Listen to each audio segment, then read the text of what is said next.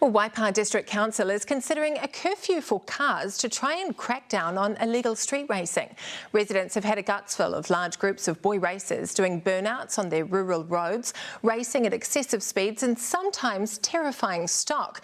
So joining me now is Waipā Mayor Susan O'Regan. And Susan, I know you've been battling this issue for a while. What are you proposing with this bylaw? This bylaw is just an addition to our existing bylaw, a public places bylaw, which essentially bans non-exempt cars on specific roads. We'll add a schedule to which that relates, and it essentially means that if there's no real legitimate reason for those light vehicles to be on those roads between 9 p.m. at night and 4 in the morning, police will have cause to issue warning notice and take further steps.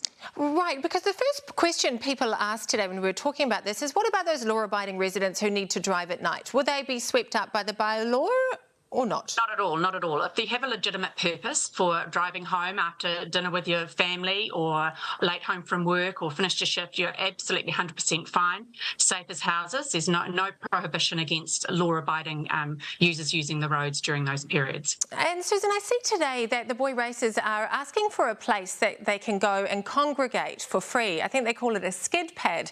Are you entertaining that idea at all?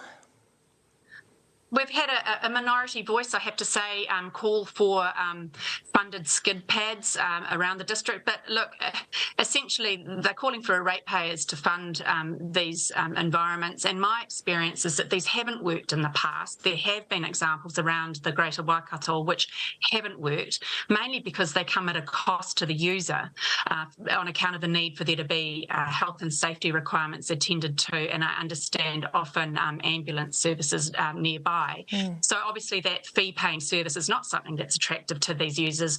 They then resort to using our free roads for their activities. And quite frankly, I can have some sympathy for true car enthusiasts who do want that space. But in all reality, a lot of these people, and an overwhelming majority of them, aren't just car enthusiasts. They get a kick out of the legal element of these activities. And quite frankly, we've had enough of them terrorising our residents and ratepayers. Yeah, it's been going on for a while. We will check in with you and see how that progresses through council. Susan O'Regan, thank you. Thanks very much. Have a good night.